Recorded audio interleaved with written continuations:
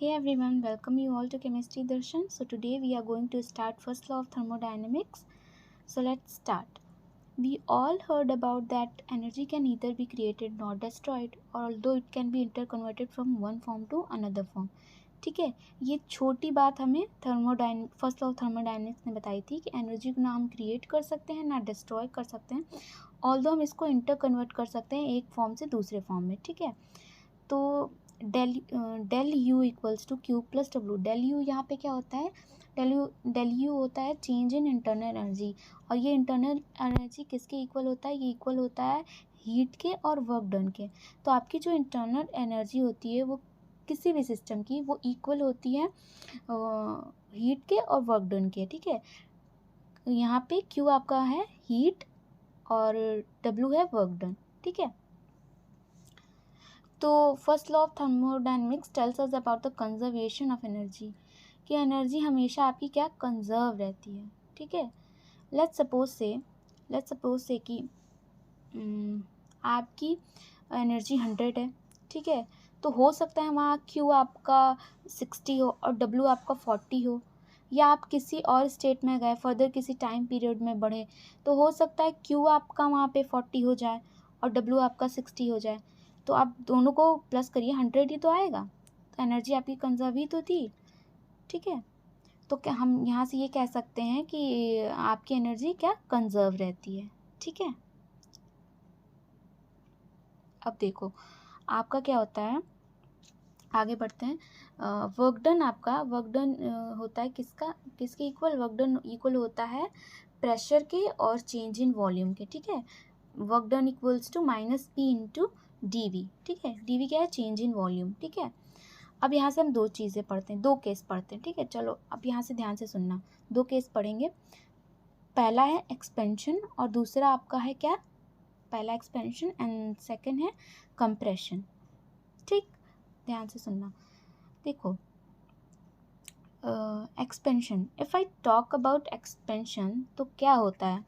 अगर एक्सपेंशन की हम बात करें तो आपका अगर इनिशियल वॉल्यूम V1 है तो एक्सपेंड होके वॉल्यूम इंक्रीज़ होता है. ठीक है, एक्सपेंशन के केस में बात कर रहे हैं तो एक्सपेंशन होगा तो वॉल्यूम इंक्रीज़ होगा. So initially if you are at volume V1 so after expansion your volume will increase. ये तो बेसिक चीज़ है, एक्सपेंशन के बाद वॉल्यूम इंक्रीज़ होगा, इसी को हम क्या कहते हैं? एक्सपेंशन कहते हैं. This is what if you take the literal meaning of word expansion, so you will say that there is increase in volume. ठीक है, so if you will take work done equals to minus P that is pressure into dV. dV is what? higher state minus lower state. ठीक है, तो आपका यहाँ पे W equals to minus P into V2 minus V1. ठीक है, V2 आपका यहाँ V1 से बड़ा है. Since here your V2 is greater than V1, then your work done will come out to be what? Negative. So that is why whenever there is an expansion, your work done will overall come out negative. ठीक है, जहाँ भी expansion होगा आपका work done negative में ही आएगा. ठीक है, अब कंप्रेशन की बात करें तो कंप्रेशन क्या होता है? अगर इनिशियल वॉल्यूम आपका V1 है तो फाइनल वॉल्यूम आपका डिक्रीज़ हो जाएगा, क्योंकि कंप्रेस हो रहा है ना, तो डिक्रीज़ ही तो होगा. तो यहाँ पे क्या होता है आपका W equals to minus P V2 minus V1. तो यहाँ पे आपका V1 V2 से बड़ा हो जाता है, तो यहाँ पे वर्क डन आपका क्या? पॉजिटिव में आएगा.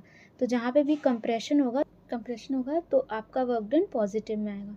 सी, आपको चीज़ें एनालाइज करना आना चाहिए कि आपका वर्क डन अगर नेगेटिव में है तो वहाँ पे एक्सपेंशन हो रहा है, अगर आपका वर्क डन पॉजिटिव में है तो वहाँ आपका कंप्रेशन होगा. ये चीज़ें आप खुद ही एनालाइज कर सकते हैं. ठीक है, देखो एक और बात. ठीक है, अगर सिस्टम हीट को लेता है, मतलब सिस्टम हीट को ले रहा है, तो एक तरह से एंडोथर्मिक वाला काम हो रहा है कि अगर सिस्टम हीट को ले रहा है तो वहाँ पे क्या होगा? डी क्यू होगा, जो चेंज इन हीट होगा वो आपका पॉजिटिव होगा.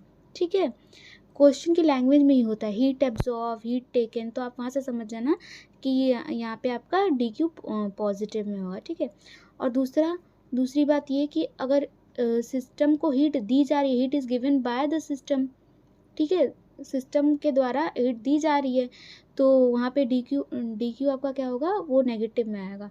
तो यहाँ एनर्जी का इवॉल्वमेंट हो रहा है, हीट दे रहे हैं, तो इसलिए यहाँ पे डी क्यू आपका नेगेटिव में आता है। ठीक है, ये चीज़ याद रखना। D Q positive heat taken by the system और D Q negative heat given by the system. ठीक है, अब देखो एक और बात यहाँ पे, कंप्रेशन और एक्सपेंशन दोनों के केस में क्या क्या होता है। ठीक है, अगर कंप्रेशन होगा तो work is done on the system, work is done on the system. Compress कर रहे हैं आप तो डिक्रीज कर रहे हैं ना आप, तो उस पर प्रेशर लगाएंगे, प्रेशर लगाओगे तो वॉल्यूम कम हो रहा है, तो कंप्रेशन के केस में work is done on the system, तो वर्क डन आपका क्या पे वहाँ पे आएगा, पॉजिटिव में आएगा। इस तरह से भी आप याद रख सकते हैं। ठीक है, और दूसरा एक्सपेंशन के क्या केस में क्या होता है, सिस्टम अपनी इंटरनल एनर्जी को यूज़ करके एक्सपेंड हो रहा है, वॉल्यूम वहाँ पे एक्सपेंड हो रहा है ना, इंटरनल एनर्जी को यूज़ करके तो वॉल्यूम को हम बढ़ा रहे हैं, तो वहाँ पे work is done by the system. ठीक है, ये ऐसे याद रख लेना इसको।